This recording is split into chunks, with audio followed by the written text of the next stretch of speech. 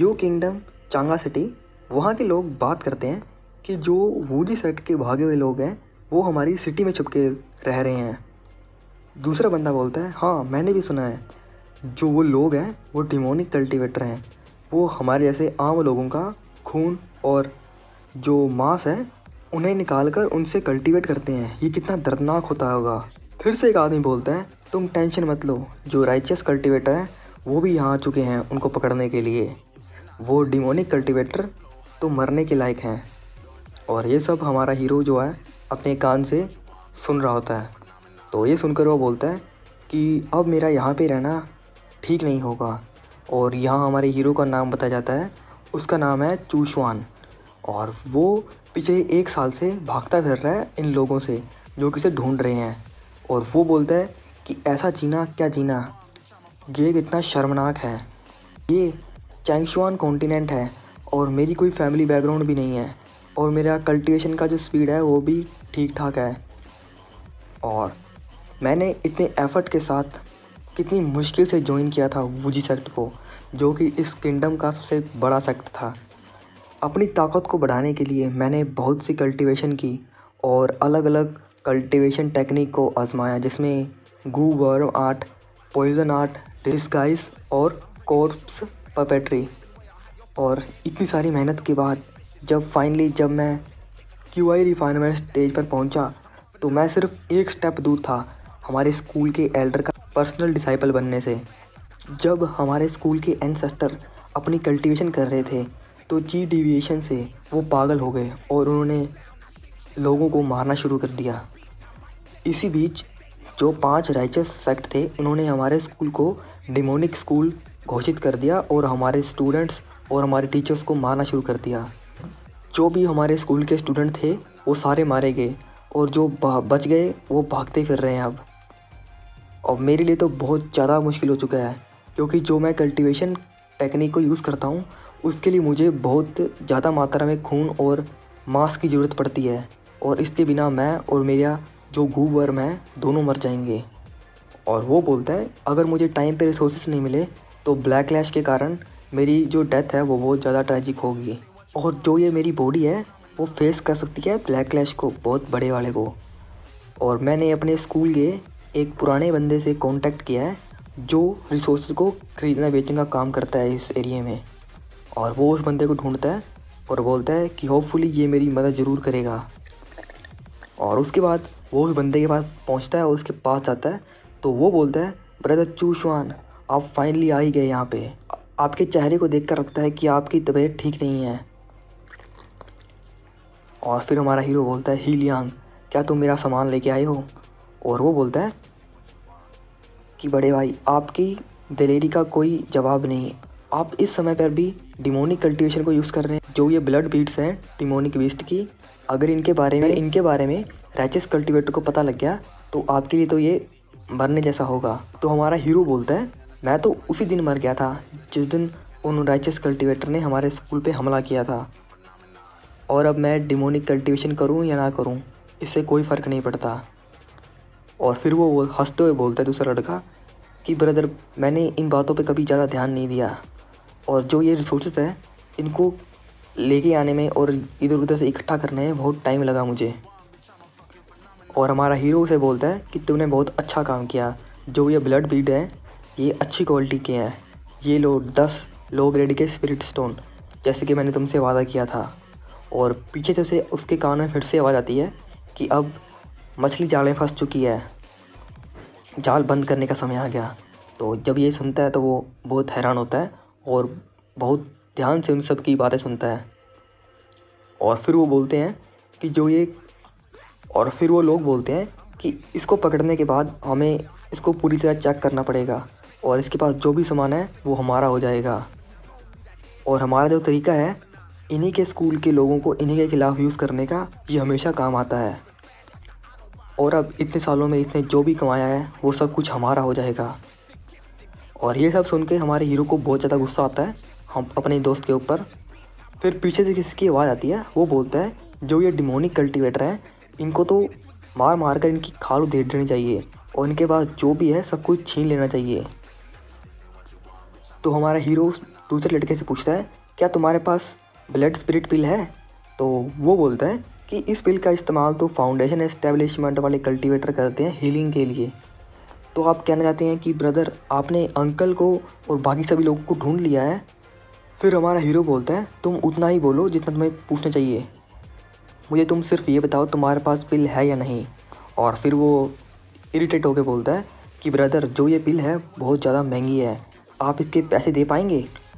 अगर अंकल ल्यू मेरी मदद करेंगे और मुझे प्रोटेक्ट करेंगे तो मैं उनको ये ब्लड स्पिरिट पिल फ्री में दे दूँगा, और हेल्प के लिए आपको भी एक मिड ग्रेड का स्पिरिट स्टोन दूंगा। जो एक मिड ग्रेड का स्पिरिट स्टोन होता है उसकी कीमत 100 लो ग्रेड के स्पिरिट स्टोन होती है। और फिर बोलता है वो कि ये बहुत ज़्यादा रिस्की है, पर तुम्हारी सिंसियरिटी देखकर मैं तुम्हें बता ही देता हूँ। तो फिर वो हंसते हुए उसको अपने पीछे ले जाता है। तो दूसरे लोग जो उसे पकड़ने के लिए आए होते हैं वो बोलते हैं कि ये हीलियंग कहाँ जा रहा है? और फिर बोलता है वो बंदा कि मैंने कभी सोचा भी नहीं था कि हमारे जाल में इतनी बड़ी मछली फंसेगी। और बाकी के लोग भी हंसते हुए बोलते हैं अगर हमने एक और फाउंडेशन इस्टेब्लिशमेंट वाले कल्टीवेटर को पकड़ लिया तो हमारा सेक्ट हमें ज़रूर बड़ा इनाम देगा और हमें बहुत ज़्यादा पैसा मिलेगा। और उसके बाद वो उस चूशवान के घर को घेर लेते हैं। और उसके बाद जो दूसरा लड़का होता है वो बोलता है ब्रदर आपका जो ये घर है कितना अजीब है, ऊपर छोटा सा कोर्टयार्ड और नीचे इतनी बड़ी गुफा, ये कितना शानदार है। और उसके बाद वो बोलता है कि हमें और कितना टाइम लगेगा चलते हुए? वो बोलता है कि हम पहुंच ही चुके हैं, और अगर तुम्हें ज़्यादा ही प्रॉब्लम हो रही है तो मैं तुम्हें कंधे पर उठा कर ले जा सकता हूँ छोटे भाई।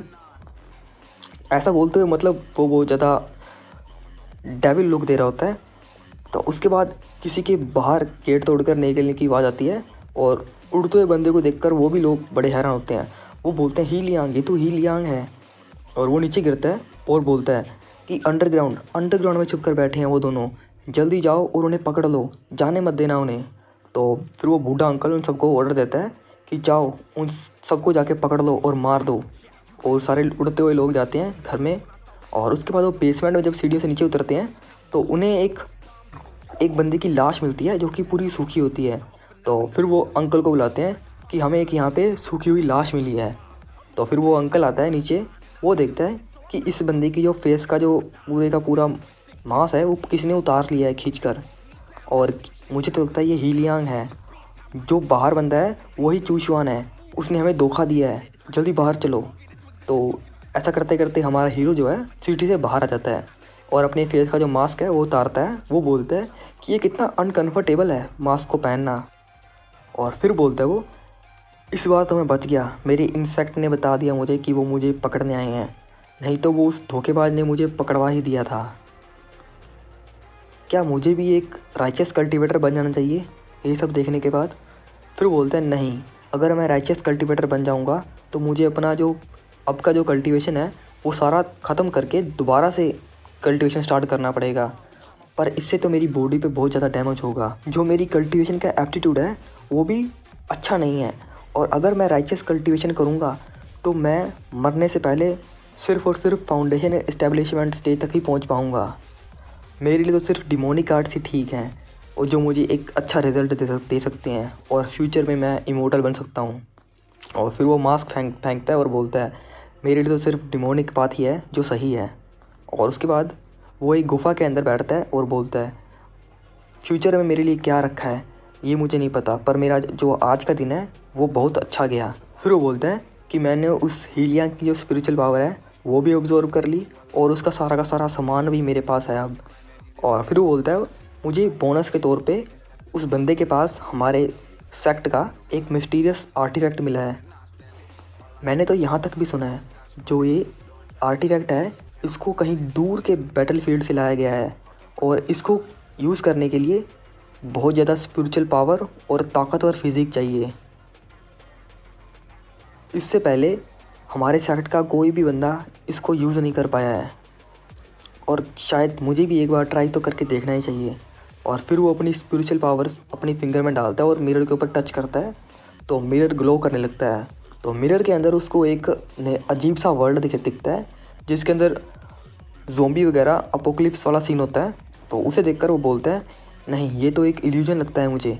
तो ये बोलते बोलते ही जो वो मिरर है उसको अपने अंदर अब्जॉर्ब करने लगता है, तो वो पूरा अब्जॉर्ब हो जाता है मिरर के अंदर और वो उस नए वर्ल्ड के अंदर आ जाता है। तो बोलता है कि ये वर्ल्ड में क्या प्रॉब्लम है, ये वर्ल्ड तो जैसे ख़त्म होने वाला है, क्या यहाँ पे प्लेग फैल गया है या कोई एलियन वगैरह यहाँ पे आ चुके हैं? मुझे तो यहाँ पे कोई दिख भी नहीं रहा जिससे मैं पूछ सकूँ कि यहाँ पे क्या हो रहा है। फिर वो बोलता है भगवान का शुक्र है कि मुझे यहाँ पे एक जिंदा बंदा तो मिला। तो जब वो उस बंदे को बुलाता है तो वो बंदा उसकी ओर घूम कर देखता है, तो वो एक ज़ॉम्बी होता है जिसे देखकर वो भी बहुत ज़्यादा हैरान होता है। तो बाकी के ज़ॉम्बी भी उसकी ओर अट्रैक्ट होते हैं और फिर वो बोलता है ज़ॉम्बी। उसके बाद फिर वो अपनी एक कल्टिवेशन टेक्निक यूज़ करता है, ब्लड स्टील थ्रेड वाली। तो उसके हाथ से एक ब्लड का सेंटीपीड बनता है और उस बंदे को बीच में से काट देता है। फिर वो बोलता है ये तो एक सिंपल सा इंसान है, इसकी बॉडी भी ताकतवर नहीं है, मैं तो ऐसे डर रहा था, मेरे गू वर्म ने इसको एक ही झटके में मार दिया। और उसके बाद जो उसका गू वर्म होता है, जो ब्लड का थ्रेड होता है, वो उस ज़ॉम्बी का जो ब्लड होता है और जो उसकी मांस वगैरह होता है उसको खाने की कोशिश करता है। तो हमारा हीरो बोलता है क्या तुम इसका मांस और खून पीना चाहते हो, तो क्या ये सही रहेगा तुम्हारी बॉडी के लिए? तो वो गू वर्म जो होता है वो उसका सारा का सारा खून और जो उसकी फ्लैश होती है सारा खा लेता है। तो फिर हमारा हीरो बोलता है ये तो काम कर रहा है। और फिर हमारा हीरो अपने ब्लड से पूछता है क्या तुम्हें इस तरह का खून और ब्लड चाहिए? यहाँ पे बहुत सारा है, तो अगर तुम्हें चाहिए तो मैं तुम्हारे लिए बहुत सारा इकट्ठा कर सकता हूँ। यहाँ पे जो ब्लड और जो फ्लैश की सप्लाई है वो बहुत ज़्यादा है, इससे मैं अपनी कल्टीवेशन को और भी आगे बढ़ा सकता हूँ। तो ऐसी बातें करते करते ही वो सारे के सारे ज़ॉम्बी उसके ऊपर अटैक करते हैं और वो बोलता है कि जो ये सिटी है, नहीं, जो ये पूरा प्लेनेट है, अब ये मेरा जो है डिमोनिक कल्टीवेशन का रिसोर्सेज का स्विमिंग पूल बन चुका है। और उसके बाद वो एक अपनी अजीब सी कल्टीवेशन की जो टेक्निक है वो यूज़ करता है और सारे के सारे ज़ॉम्बीज़ को मारना शुरू कर देता है। और ऐसा करते हुए बहुत ज़्यादा हंसने की जो फीलिंग होती है चाहती है। और बोलता है वो कि जो ये ज़ॉम्बी हैं, इन्हें जब मैं मारूंगा तो ये जस्टिस होगा, इससे मेरी मेरिट भी कम नहीं होगी और हेवन ही मुझे पनिश नहीं कर पाएगा। और जो ये मेरी डिमोनिक कल्टीवेशन वाली आर्ट है, इससे भी बहुत ज़्यादा फ़ायदा होगा मेरा। और फिर वो बोलते हैं मैं इस वर्ल्ड के अंदर तो इमोर्टल बन सकता हूँ, वो भी बहुत जल्दी, और मैंने कभी सोचा भी नहीं था अपनी पिछली लाइफ में कि मैं ऐसा कर पाऊँगा। और फिर वो बहुत सारी लाशों के ऊपर खड़ा होकर कुछ इंटरेस्टिंग सा पोज देता है। जो है वो ची रिफाइनमेंट के 4th लेवल से 5th लेवल पर आ चुका है और वो बोलता है कि ये कितना सिंपल था, जो ये वर्ल्ड है हम जैसे डिमोनिक कल्टीवेटर के लिए तो ये स्वर्ग है। और फिर वो बोलता है कि अगर अब मैं खुद जाऊंगा और इन सबको मारूंगा और इनका ब्लड निकालूंगा तो बहुत ज़्यादा टाइम लग जाएगा, इसके लिए मुझे एक लाश को रिफ़ाइन करना पड़ेगा जो मेरे लिए सारा काम करेगा। और उसके बाद वो नीचे देखता है तो नीचे वहाँ पे उसको बूढ़े, वीक और सिक बंदे दिखाई देते हैं। और फिर वो बोलता है कि मुझे एक ताकतवर कॉर्प्स को रिफ़ाइन करने के लिए एक डीप ग्रज और गुस्से वाला बंदा चाहिए जो कि एक गुड क्वालिटी का जो पपेट बनेगा। और फिर वो जब वो देखता है कि जो ये लोग हैं ये तो एक गीली लकड़ी की तरह है, इसका तो मैं कुछ बना भी नहीं सकता। और फिर वो बोलता है कि जो ये मॉल है आज से यही मेरा टेम्परेरी बेस होगा। तो मॉल के अंदर एक बंदा जो है वो ज़ॉम्बीज़ को अपनी ओर अट्रैक्ट करता है, बोलता है कि ब्रदर हु आप मुझे बचा लीजिए। तो वो बोलता है ब्रदर हु आपने तो कहा था कि आप मेरी मदद करेंगे अगर मैं इन ज़ॉम्बीज़ को अपनी ओर अट्रैक्ट करूँगा और आप ये सारा का सारा सामान उठा लेंगे यहाँ से। मेरे घर पे मेरी माँ और मेरी बहन है, मैं मर नहीं सकता। फिर ब्रदर हु बोलता है मैं तुम्हें बताना भूल गया, जो तुम्हारी माँ है वो कल मर चुकी है और हमारे जो स्पिरिट डॉग गैंग है वो एक 60 साल की बुढ़िया के लिए अपनी मेडिसिन जो है वेस्ट नहीं करेगी। और फिर वो बंदा चश्मे वाला बोलता है कि क्या तुम ये क्या बोल रहे हो? फिर वो जो ब्रदर हु होता है वो जाने लगता है और बोलता है कि तुम्हारा शुक्रिया कि तुमने ज़ॉम्बीज़ को अपनी ओर खींचा और तुम्हारे मरने के बाद तुम्हारी बहन का मैं पूरी अच्छी तरह ध्यान रखूँगा। और ये सब कहता हुआ वो भागता है ऊपर को। जो नीचे वाला बंदा होता है वो बोलता है टैंग हु तुम्हें पे करना होगा जो तुमने मेरे साथ किया है। तो वो बोलता है कि ऐसा कुछ नहीं होगा, मैं किसी भी कारमा वारमा में विश्वास नहीं रखता, इस वर्ल्ड के अंदर जो ताकतवर है वही जिएगा। तो हमारा हीरो बोलता है हाँ तुमने सही कहा। तो फिर वो हमारे हीरो की तरफ देखता है और बोलता है कौन है वहाँ पे? तो हमारा हीरो वहाँ से बाहर निकलता है और बोलता है कि तुम्हारी जो बॉडी है वो ठीक है। वो बोलता है इसका मैं क्या मतलब है? तो टैंगू बोलता है कि इस बंदे ने जो कपड़े पहने हैं वो कितने अजीब हैं, मैंने ऐसा बंदा कभी नहीं देखा हमारी सिटी के अंदर। तो फिर वो फिर से पूछता है उससे कि तुम कहना क्या चाहते हो? फिर हमारा हीरो बोलता है मैं कह रहा हूँ कि जो तुम्हारी बॉडी है वो परफेक्ट होगी कॉर्प्स रिफाइनमेंट के लिए और तुम मेरे गुलाम बनोगे। फिर टेंगू बोलता है मुझे लगता है कि तुम मरना चाहते हो, और वो एक चाकू से उसके ऊपर अटैक करता है हमारे हीरो पे। तो हमारा हीरो भी उसी कल्टिवेशन टेक्निक का यूज़ करता है, जिससे उसके हाथ से एक सेंटीपीड निकलता है और उसके चाकू को बीच में से काट देता है और फिर वो बंदा होता है। तो फिर टेंगू सोचता है कि जो ये बंदा है इसकी बॉडी के अंदर एक इंसेक्ट है, मुझे तो लगता है ये भी एक एक्स्ट्रा ऑर्डिनरी बंदा है, मैं इसका कोई भी मुकाबला नहीं कर सकता। एक अच्छे आदमी को पता है कि उसे कब पीछे हटना चाहिए। तो फिर टेंगू बोलता है अगर तुम्हें ये सारा सामान चाहिए तो तुम ले सकते हो, पर मुझे छोड़ दो। फिर वो बोलता है जो मेरे जीजा जी हैं वो स्पिरिट डॉग गैंग के बॉस हैं, उनके लिए मुझे जाने दो यार। तो फिर हमारा हीरो बोलता है कि स्पिरिट डॉग गैंग, मैंने इसके बारे में कभी नहीं सुना। तो फिर वो बोलता है क्या तुमने नहीं सुना, वो हमारी इस सिटी का सबसे बड़ा गैंग है, और जो मेरे ब्रदर इन लॉ है वो भी एक तुम्हारी तरह एक ताकतवर बंदे हैं, मुझसे 10 गुना ज़्यादा ताकतवर हैं। तो फिर हमारा हीरो सुनकर बोलता है कि सिर्फ 10 गुना ज़्यादा ताकतवर, एक मॉडल, मेरे लिए कोई टेंशन की बात नहीं है। तो फिर वो उसको उल्टा पकड़ लेता है अपने सेंटीपीड से और उसको एक कॉल्डरन की ओर ले जाता है जो खून से भरी होती है, और नीचे कुछ कल्टीवेशन की जो अरे वगैरह होती है उसने सेट करी होती है। तो वो बंदे को वहाँ पे ले जाता है और बोलता है एक कल्टीवेशन टेक्निक से मैं तुम्हारे सारे गुस्से को एक जगह पे इकट्ठा करूँगा और तुम्हारा जो है एक बढ़िया ताकतवर सोल्जर बनाऊँगा। तो फिर वो ब्रदर हु बोलता है रुको रुको, मेरी तुमसे कोई भी दुश्मनी नहीं है। तो फिर हमारा हीरो बोलता है क्या तुमने नहीं कहा था कि जो ताकतवर है वही जिएगा, और मैं यहाँ ताकतवर हूँ और अब तुम्हें मरना पड़ेगा, और इससे मुझे कोई कारवा भी नहीं लगेगा तुम्हें रिफ़ाइन करने के लिए। तो फिर वो उसको उस रिफाइनमेंट जो है उसके अंदर फेंक देता है। तो उसके बाद उस कॉर्प्स का लेवल दिखाते हैं कल्टीवेशन के हिसाब से, ची रिफाइनमेंट, फाउंडेशनल इस्टेब्लिशमेंट और कोर फाउंडेशन और नेशन सोल स्टेज। और फिर वो बोलता है जो डिफरेंट कल्टीवेशन के जो रिफाइनमेंट के जो मेथड हैं उनसे अलग अलग तरीके के कैरेक्टरिस्टिक बनते हैं ज़ोंबी के। फिर वो बोलता है जो ये मेथड है ये डायमंड कॉर्प रिफाइनमेंट मेथड है, इससे तुम्हारी बॉडी पे किसी भी तरह के चाकू, छुरी, ब्लेड किसी का भी कोई असर नहीं होगा और तुम एक ची रिफाइनमेंट के जो है कल्टीवेटर को भी आराम से संभाल पाओगे। और उस कोल्ड्रेन के अंदर बहुत ख़तरनाक दवाइयाँ, मेडिसन और स्नेक वगैरह की जो होती हैं बॉडी वगैरह उसके अंदर होती हैं। और 3 दिन के बाद का सीन दिखाते हैं तो वो ज़ोंबी जो है वो बाहर आ जाता है। तो फिर हमारा हीरो बोलता है कि मैंने सोचा भी नहीं था, मैं पहली बार में ही एक कॉर्प्स को रिफाइन करूँगा और वो भी सक्सेसफुली। और उसके बाद वो एक टावर को निकालता है अपने हाथ से, आर्टिफैक्ट को, जिसमें मतलब अपने जो कॉर्प्स वगैरह होती हैं उन्हें रखते हैं एक घर की तरह। और फिर वो बोलता है ये बुरा नहीं है, ये सोल्जर बनते ही सीधा लेवल 2 पे पहुंच चुका है और ये एक साथ 2 स्पेल को यूज़ कर सकता है, और जो ऐसा कर सकते हैं वो लेवल 4 के ची रिफाइनमेंट स्टेज के बंदे को भी आराम से संभाल सकते हैं। और ये लेवल 2 का जो शोल्डर है इसे मैं नाम दूंगा लिटिल टाइगर। और फिर वो उसको ऑर्डर देता है बाहर जाओ और सारे ज़ोंबीज़ को मार दो। तो फिर वो ज़ोंबी जो है भागता हुआ बाहर जाता है और सारे ज़ोंबीज़ को मारना शुरू कर देता है। तो ऐसा करते करते हमारा हीरो बोलता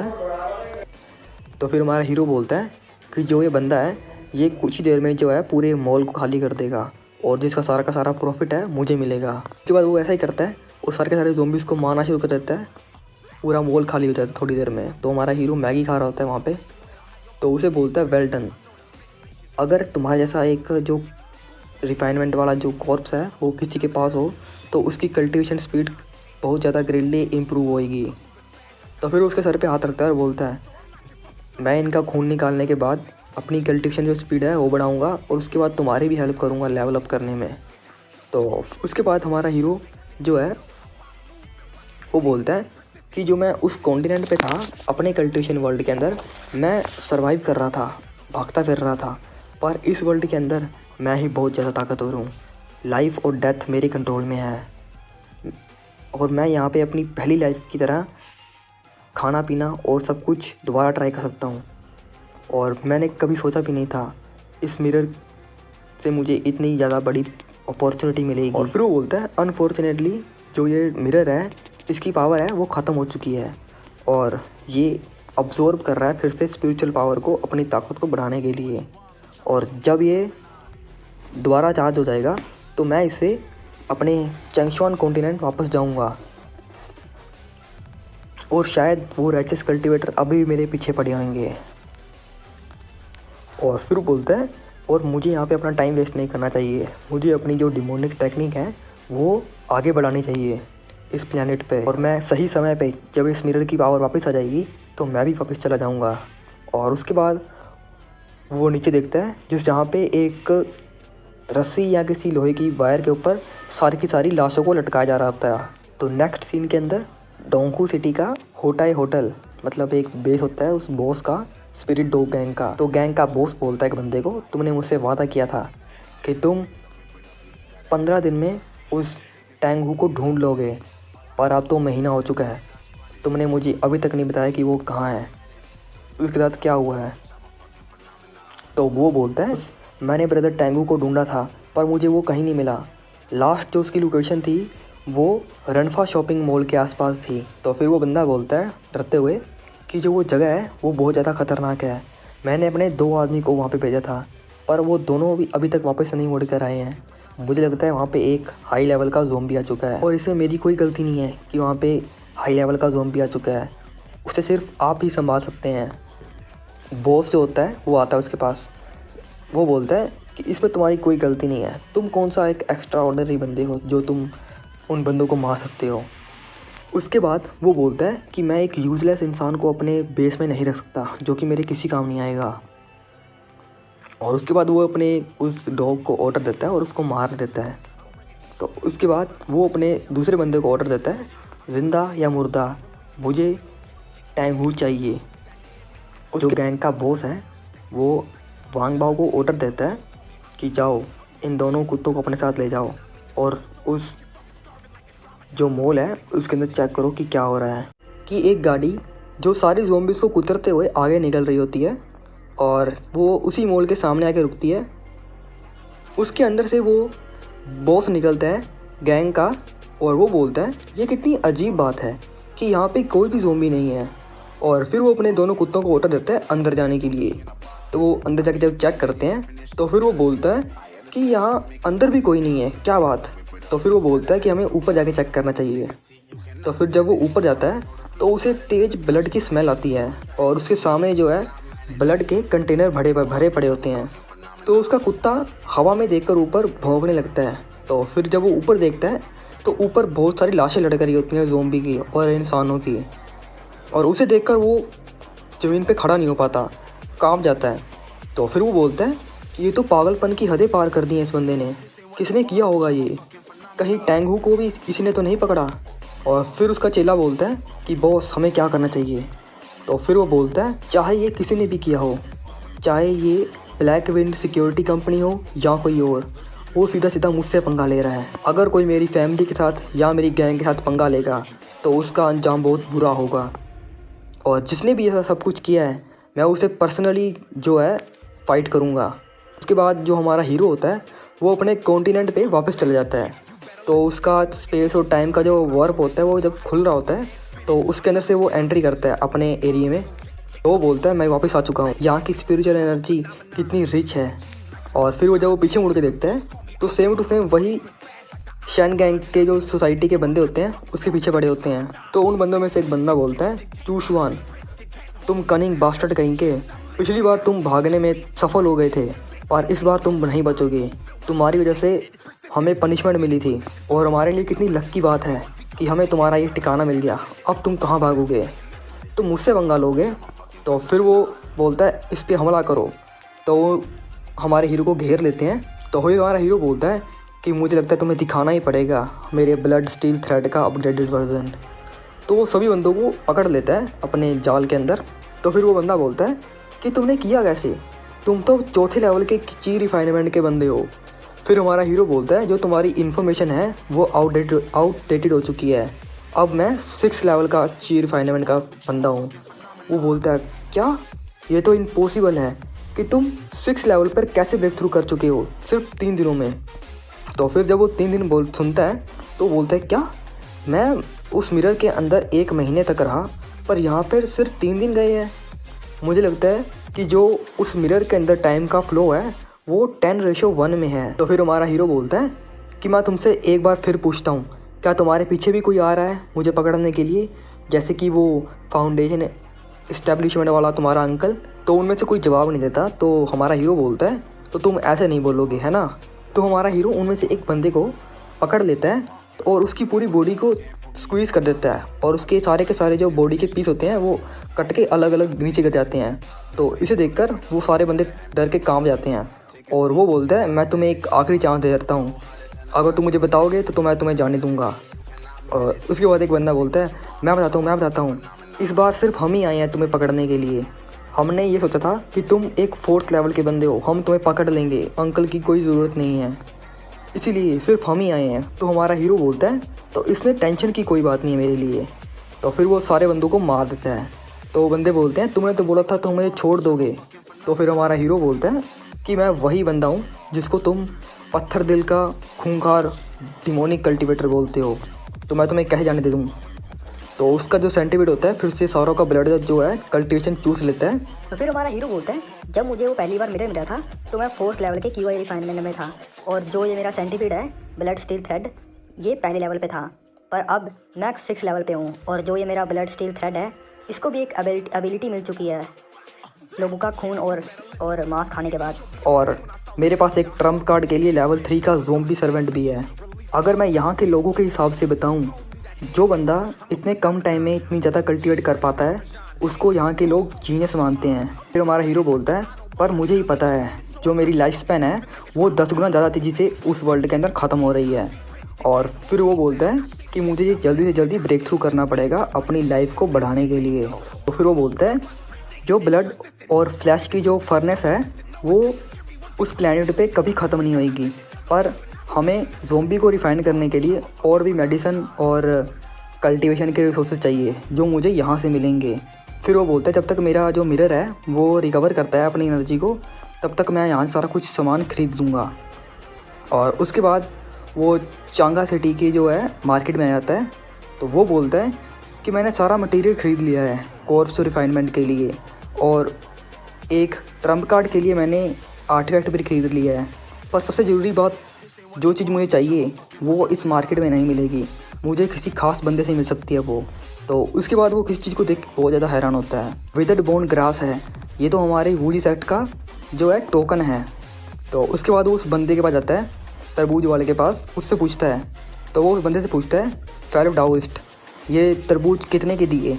तो फिर वो बंदा बोलता है कि 2 छोटे स्पिरिट स्टोन का एक। ये जो है तरबूज सोने के बने हैं, यहाँ इसके अंदर सोना है, तुम मुझे लूट रहे हो। फिर वो बंदा बोलता है कि तुम्हें ऐसे तरबूज कहीं और नहीं मिलेंगे, ये तरबूज जो हैं वूजी सेक्ट से लाए गए हैं, इसीलिए ये ज़्यादा महंगे हैं। तो हमारा हीरो बोलता है मैं ये वाला लूँगा, ये पका तो है ना। तो दूसरा बंदा बोलता है मैं जो ये तरबूज है दवाइयाँ की तरह बेच रहा हूँ, तुम्हें क्या लगता है मैं कच्चा बेचूँगा। फिर हमारा हीरो भारी आवाज़ में बोलता है मैं पूछ रहा हूँ ये पका तो है ना। तो फिर वो समझ जाता है सामने वाला बंदा और उससे पूछता है। तो सामने वाला बंदा उससे बोलता है मैं समझ गया, तुम्हें अच्छी क्वालिटी वाला चाहिए है ना, तो मेरे पीछे आओ, वो वेयर हाउस में है। तो वो पीछे वाली गली में आते हैं, तो दोनों एक दूसरे के सामने खड़े होते हैं। तो सामने वाला बंदा बोलता है मैं आपसे पूछना चाहता हूँ कि आप कौन हैं। तो वो मोटा आदमी उससे पूछता है कि सीनियर ब्रदर आप कौन हैं। तो फिर वो अपना मास्क उतारता है और अपनी टोपी वगैरह उतारता है और वो बताता है मेरा नाम चू शुआन है। तो फिर वो मोटा बोलता है सीनियर ब्रदर चू, आपको पता है मैं आप ही के बैच में था सेक्ट के अंदर। तो फिर वो मोटा अपनी उंगली करके बोलता है सीनियर ब्रदर क्या आपने मुझे पहचाना, मैं आपको बहुत बड़ा फ़ैन हूँ। तो फिर वो उसके आगे पीछे घूमने लगता, बोलता है कि मैंने कभी सोचा भी नहीं था कि मैं और सिर्फ आप ही थे जो हमारे बैच के अंदर सबसे ज़्यादा ताकतवर थे, जो आगे बढ़ पाए ब्रेक थ्रू करने के बाद। मैंने कभी सोचा भी नहीं था कि मैं आपसे सीक्रेट लैंग्वेज में बात करूँगा। जो अंकल लू हैं और बाकी सीनियर ब्रदर हैं वो भी सारे के सारे वू फैमिली के अंदर छुप के रह रहे हैं। और 3 दिन पहले जो आपने कारनामा किया था उस गद्दार को मारने का, उसके बारे में भी हमने सुना था। और फिर वो बोलता है जो अंकल ल्यू हैं वो 3rd एल्डर के पर्सनल डिसाइपल थे, इसीलिए वो अभी तक बच के रह चुके हैं। और उनका जो डिसीजन था ये शैन गैंग के एरिया में रहने का, वो एकदम सही था। इसे ही कहते हैं दुश्मन के इलाके के अंदर छुप के रहना। और फिर वो बोलता है, ब्रदर चू आप भी हमें ज्वाइन कर लीजिए, जो हमारा वूजी सेक्ट है उसके सारे के सारे लोग मिलकर रहेंगे। तो फिर हमारा हीरो बोलता है, नहीं मैं तो यहाँ पे सिर्फ कुछ सामान खरीदने आया था। तो वो मोटा बंदा पूछता है कि आपको क्या चाहिए सीनियर ब्रदर। तो फिर वो बोलता है, मैं ख़रीदना चाहता हूँ ब्लड ट्रांसफॉर्मेशन अरे। तो फिर वो इसका नाम सुनकर वो बहुत ज़्यादा चौंक जाता है, जो दूसरा बंदा होता है। तो ट्रांसफॉर्मेशन अरे के बारे में बताया जाता है, ये जो अरे है इसे लार्ज अमाउंट में ब्लड सेक्रीफाइस देने के काम आता है। और इसका अगर कोई छोटा वर्जन भी हो उसे तो कोई चे रिफाइनमेंट स्टेज का बंदा भी संभाल सकता है, पर वो इसमें इतनी ताकत होती है कि पूरी की पूरी सिटी को भी ये ख़त्म कर सकती है। तो उसके बाद बताया जाता है कि बहुत टाइम पहले एक डिमोनिक कल्टीवेटर ने जो 3 लाख लोगों की सोल थी उनको पकड़कर अरे के अंदर बंद कर दिया था। और ये सब उसने अपने छोटे बेटे की फाउंडेशन बनाने के लिए इतना सब कुछ किया था। और उस बंदे के इस कारनामे के बाद राइचस कल्टीवेटर ने उसके पूरे के पूरे सेक्ट को ख़त्म कर दिया। फिर हमारा हीरो बोलता है, अगर वो ब्लड ट्रांसफॉर्मेशन अरे मुझे मिल जाती तो मैं उसे ज़ोंबी वर्ल्ड के अंदर यूज़ करता, इससे हेवन ही मुझे जो है ग्रेट मेरिट देता। तो फिर वो मोटा बोलता है कि जो राइचस कल्टीवेटर हैं वो अभी भी हमको ढूंढ रहे हैं। मैं डर रहा हूँ कि जब आप इस अरे को एक्टिवेट करेंगे तो वो सभी के सभी लोग आपको पकड़ने के लिए आ जाएंगे। फिर हमारा हीरो बोलता है, तुम बस मुझे ये बताओ तुम्हारे पास वो है या नहीं। वो कहता है मेरे पास है पर। तो फिर वो एक वूजी सेक्ट के सीक्रेट बेस के अंदर आ जाते हैं। तो फिर वो मोटा बंदा वहाँ की लीडर से बोलता है कि क्या आपके पास ब्लड ट्रांसफॉर्मेशन अरे है। तो फिर वो बोलता है, हाँ मेरे पास है। फिर वो गुस्से में बोलता है, मेरे पास है पर मैं तुम्हें क्यों सेल करूँ। तो इसका नाम होता है शूमिंग। ये भी एक इनर डिसाइपल होता है हमारे हीरो की तरह वूजी सेक्ट का। तो फिर हमारा हीरो बोलता है, मैं इसलिए सोच रहा था कि चैन इतना हेजिटेट क्यों कर रहा है बोलने से, क्योंकि जो सेलर है वो ये शूमिंग है। तो फिर हमारा हीरो बोलता है, जो ये बंदा है इसने पहले ही मेरे साथ कई बार फाइट की है रिसोर्सेज के लिए, इसलिए मुझे ये बेचना नहीं चाहता। पर इस टाइम मुझे पता है कि तुम्हें जो ये चीज़ है वो ज़रूर चाहिए जो कि मेरे पास है। तो फिर वो एक अपने जेब से पाउच निकालता है और खोलता है उसे, और उसके अंदर बहुत सारे ब्लड बीड्स होते हैं। तो इसे देखकर वो सारे के सारे लोग जो है हैरान हो जाते हैं। वो बोलते हैं, इतने सारे ब्लड बीड्स तुमने कितने लोगों को मारकर इन्हें इकट्ठा किया है। तो उनमें से एक बंदा बोलता है, तुमने शैन गैंग के नाक के नीचे से इतने सारे जो ब्लड बीड्स हैं उन्हें इकट्ठा किया है। इससे तो लगता है कि जो ब्रदर चू हैं उनकी पावर हम सबसे ज़्यादा है। और फिर वो मोटा बंदा बोलता है, वाओ। तो इस बंदे का नाम होता है वे हुआ, और ये भी 12th स्टूडेंट है इनर डिसाइपल वूजी सेक्ट का। तो फिर वो बंदा बोलता है फिर से, डैम जो ये चूशवान है फिर से मुझसे एक स्टेप आगे निकल गया। तो फिर वो बंदा बोलता है, चूशवान मुझे 200 ब्लड बीड्स चाहिए, तभी मैं तुम्हें ये ब्लड ट्रांसफॉर्मेशन अरे दूंगा। तो उसके बाद वो दूसरा बंदा बोलता है कि तुम इतना लालची क्यों हो रहे हो। तो फिर वो बोलता है, इस ब्लड ट्रांसफॉर्मेशन अरे का जो मार्केट रेट है वो 80 ब्लड बीड्स है, तुम इतना लालच क्यों कर रहे हो, और ये तो हमारे सेक्ट का बंदा है। तो फिर वो बोलता है कि ये हमारा भाई है, मुझे पता है, पर इसका मतलब ये नहीं कि ये मुझे पैसे कम देगा। मैं भी यहाँ से भागता फिर रहा हूँ इधर उधर, और ये जो ब्लड ट्रांसफॉर्मेशन अरे है ये सिर्फ मेरे ही पास है, और अगर तुमने ये चांस मिस कर दिया तो तुम्हें ये कहीं और से नहीं मिलेगी। तो हमारा हीरो भी उसे एक डेविल आई से फिर से देखता है उसको गुस्से में। तो वो बोलता है, शूमिंग। तो फिर हमारा हीरो बोलता है, शूमिंग मुझे लगता है तुम किसी धोखे में हो, जो ये ब्लड ट्रांसफॉर्मेशन अरे है ये तुम्हारे पास है पर ये यूज़लेस है। तो फिर हमारा हीरो बोलता है, जो ये ब्लड बीड्स हैं इसके बिना तुम्हारी लाइफ जो है ख़त्म हो जाएगी, और तुम अपने इनर डीमन से प्रार्थना करो कि तुम बच जाओ, और अब तुम बताओ कि किसको किसकी ज़रूरत है। तो इसे सुनकर वो एकदम से चौंक जाता है। वो बोलता है, ठीक है मैं तुम्हें 80 ब्लड बीड्स में ये जो ब्लड ट्रांसफॉर्मेशन अरे है वो दे दूंगा। और फिर हमारा हीरो बोलता है, नहीं 60। तो फिर वो सामने से बोलता है कि तुम अभी प्राइस लो क्यों कर रहे हो। तो फिर हमारा हीरो बोलता है, क्या तुम्हें नहीं चाहिए, मैं जा रहा हूँ।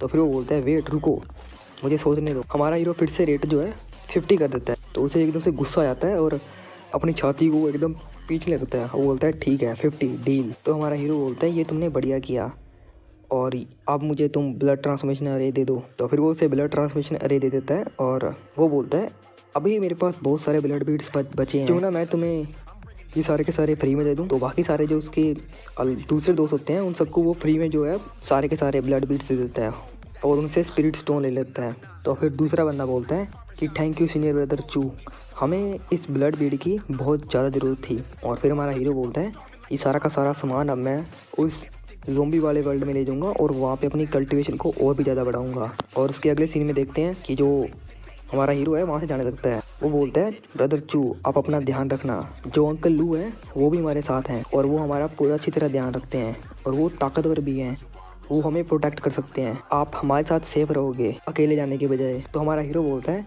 मैं इसीलिए तो नहीं यहाँ पे रह रहा, जो हमारे अंकल हैं वो ज़्यादा ताकतवर हैं और वो अटेंशन अट्रैक्ट कर सकते हैं राइचियस कल्टीवेटर की, मैं यहाँ नहीं रह सकता। जो फाउंडेशन एस्टेब्लिशमेंट वाले जो कल्टीवेटर है उन्होंने उसको हमारे अंकल के पीछे भेजा है और हम जो हैं वीक हैं, उनका कोई भी मुकाबला नहीं कर सकते।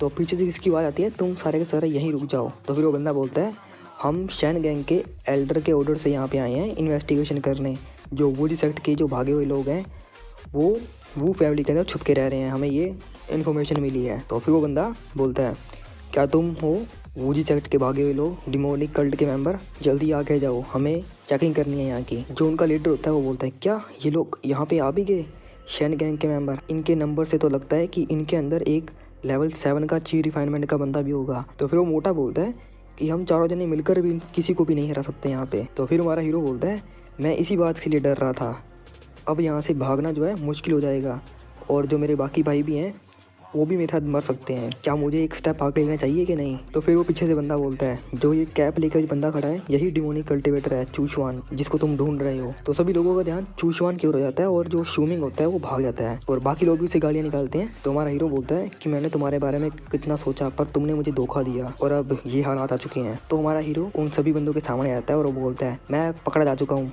बाकी तुम सब यहाँ से भाग जाओ, मैं तुम्हें कवर देता हूँ। तो फिर वो मोटा बंदा बोलता है ब्रदर चू।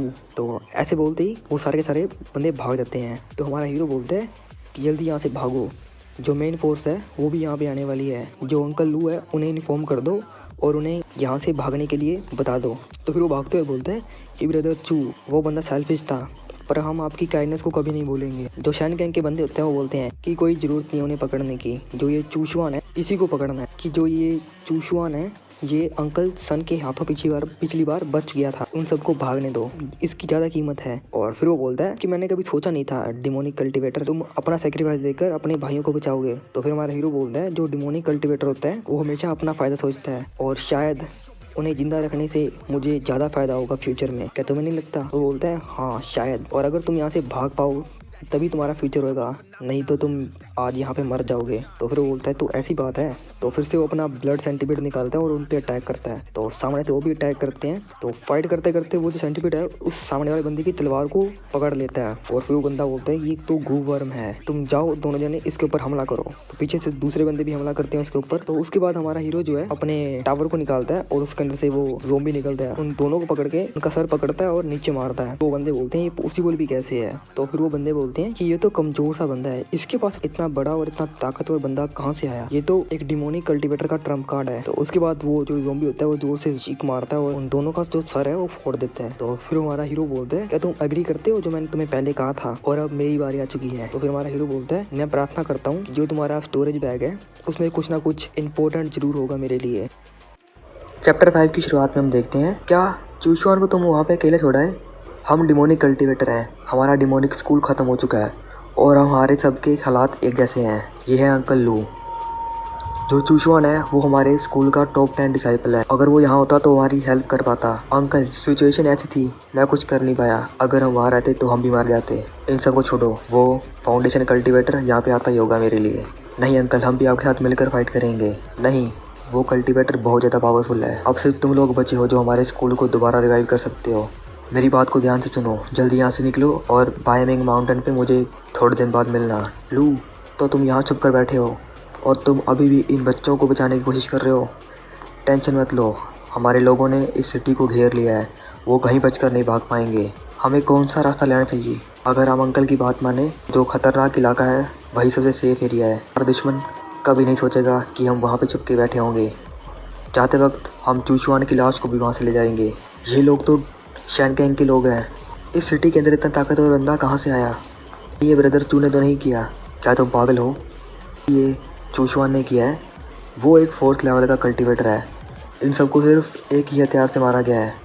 वो नहीं कर सकता ये काम। जल्दी यहाँ से निकलो, दूसरे कल्टीवेटर यहाँ आते ही होंगे। 5 दिन बाद बायमिंग माउंटेन। अंकल लू वापस आ गए। अंकल जल्दी अंकल की चोटों पे पट्टी बांधो। मैं ठीक हूँ, मुझे थोड़ी चोट आई है। वहाँ से भागकर कैसे आए? मैंने तो सुना था पूरी सिटी को सील कर दिया गया है। हमें नहीं पता अंकल, हम जब वहाँ पे पहुँचे तो सारे के सारे लोग मर चुके थे। क्या? शायद किसी ताकतवर कल्टीवेटर ने तुम्हारी हेल्प की होगी। क्या तुम्हें पता लगा कि वो कहाँ है? नहीं, हमें नहीं पता वो चूशवान कहाँ है। वो 4th लेवल का ची कल्टीवेटर है, वो शायद मर गया होगा। अब तक तो उसकी लाश भी मिट्टी बन चुकी होगी। शूमिंग, ये तुम्हारी गलती है और तुम यहाँ बकवास कर रहे हो। चूशवान, मुझे याद है कि वो टॉप 10 डिसाइपल है और उसका टैलेंट भी ठीक ठाक है। वो वहाँ से भाग गया होगा शायद। बेहुआ, माहौल शांत होने के बाद तुम उसके बारे में पता करना और उसे मेरे पास लेके आना। हमारे सेक्स के ख़त्म होने के बाद इधर उधर घूमना बहुत ज़्यादा ख़तरनाक हो सकता है। हमारा हीरो, हाँ, मेरी लाइफ बेहतर से बेहतर होती जा रही है। 800 low grade spirit stone, 2 medium grade के स्पिरिट स्टोन। इससे तो मैं स्पिरिट गैदरिंग फॉर्मेशन और मेज फॉर्मेशन बनाऊंगा और वहाँ कल्टीवेट करूँगा। और ये सोल बैनर, ये बहुत ज़्यादा ख़तरनाक वेपन है। ये मिडिल ग्रेड सोल वेपन, पता नहीं इसको रिवाइन करने के लिए कितने लाख लोगों की लाशें बनाई होंगी लोगों ने। और मैं कभी सोच भी नहीं सकता जो राइचस कल्टीवेटर हैं ऐसा काम भी कर सकते हैं ताकत के लिए। जो आर्टिफैक्ट है मुझे ज़्यादा सूट करता है। मैं ज़ोंबी प्लैनेट पे जाऊंगा और लाखों ज़ोंबीज़ की लॉस्ट सोल को रिफ़ाइन करूंगा और इसे और भी ज़्यादा ताकतवर बनाऊंगा। और फ्यूचर में ये मेरा ट्रम्प कार्ड होगा। जो कुछ मुझे चाहिए था मुझे मिल चुका है। अब मुझे वापस जाना चाहिए ज़ोंबी प्लैनेट। मैं आ रहा हूँ ज़ोंबी प्लैनेट।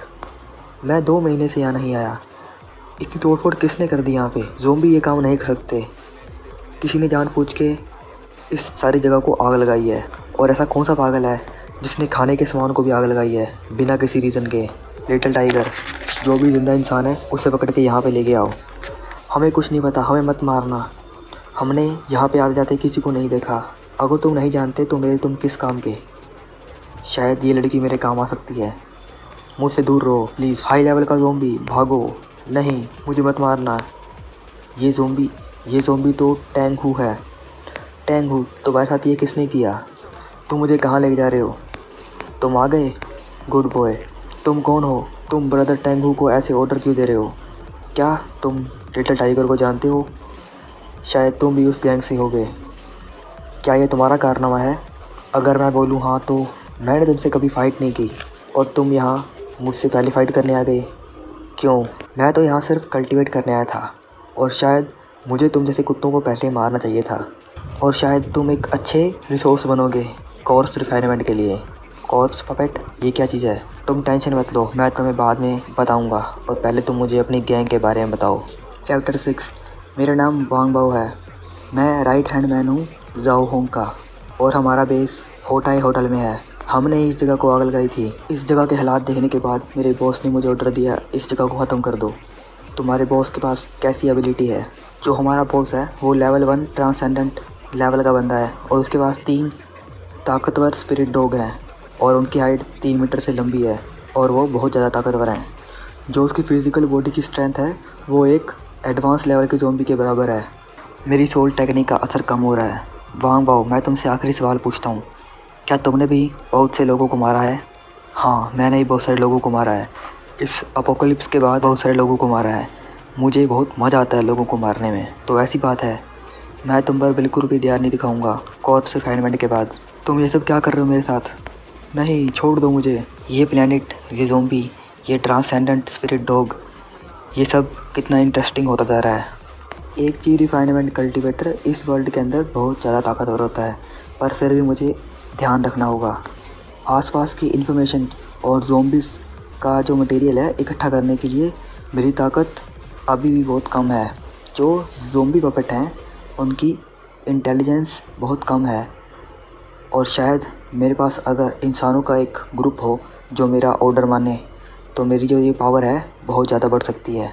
इस काम में ये स्पिरिट डॉग गैंग मेरी हेल्प कर सकती है।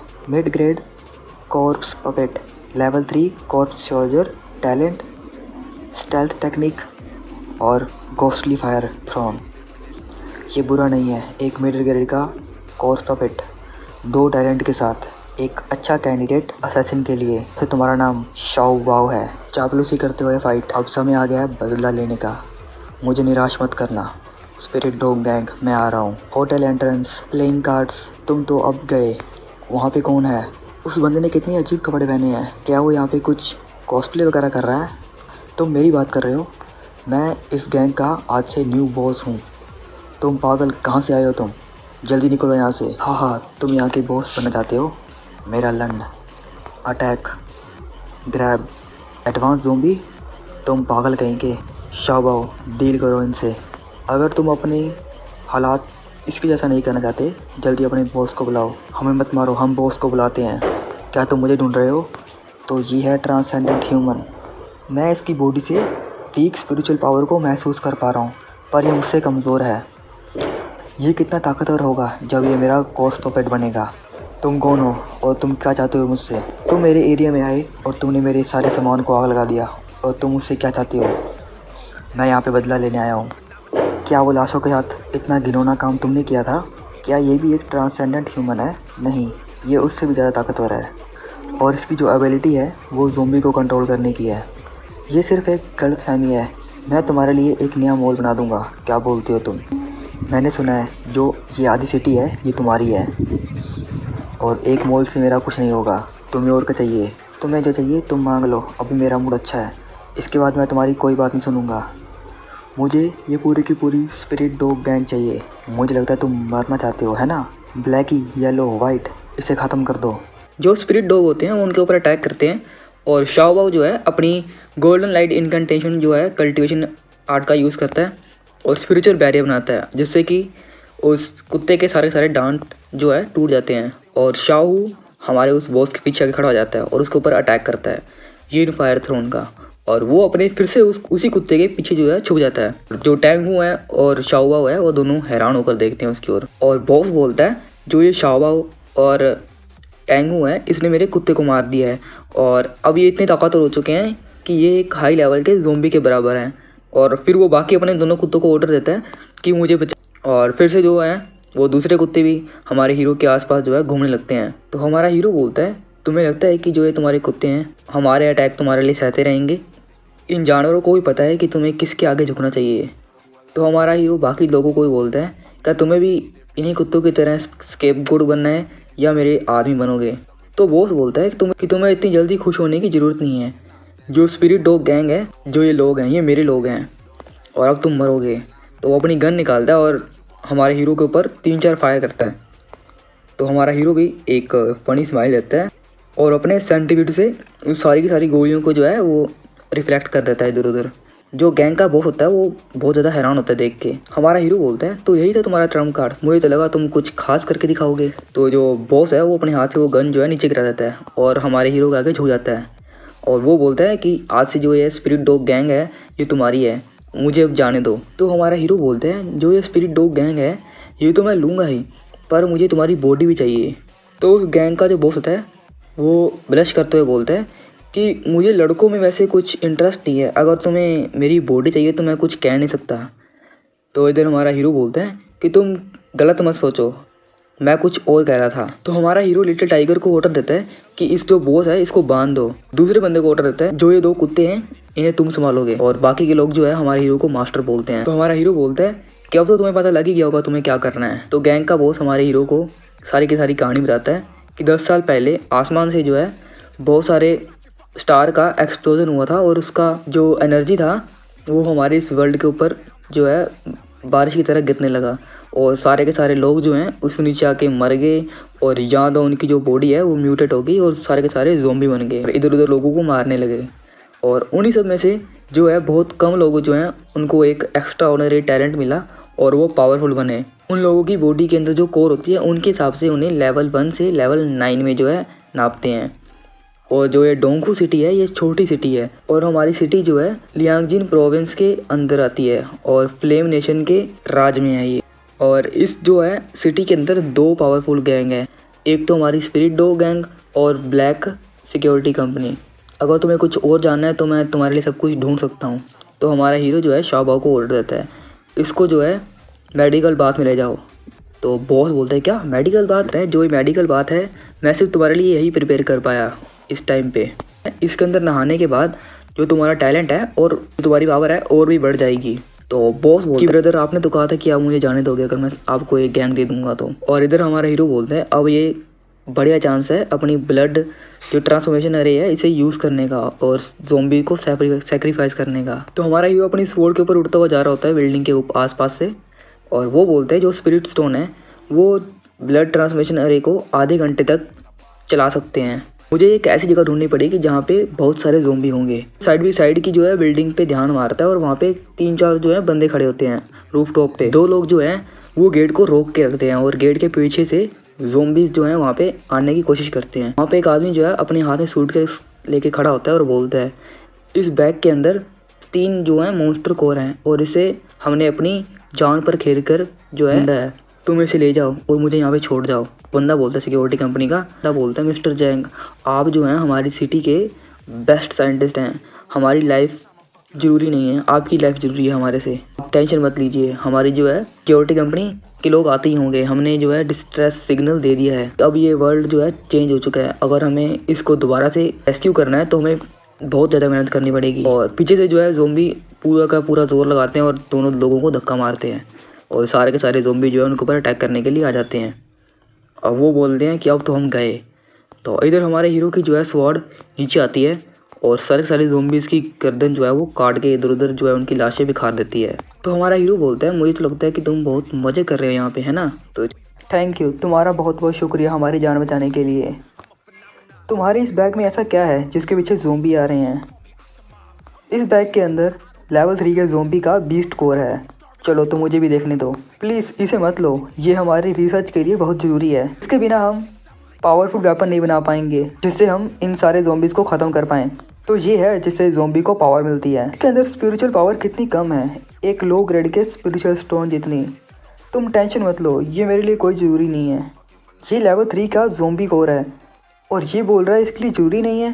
और तुम सब लोग कहाँ से आए हो? हम लोग लिनजियांग सिटी के आर्मी के अंडर काम करते हैं और हम प्रोफेसर की हेल्प करने आए हैं।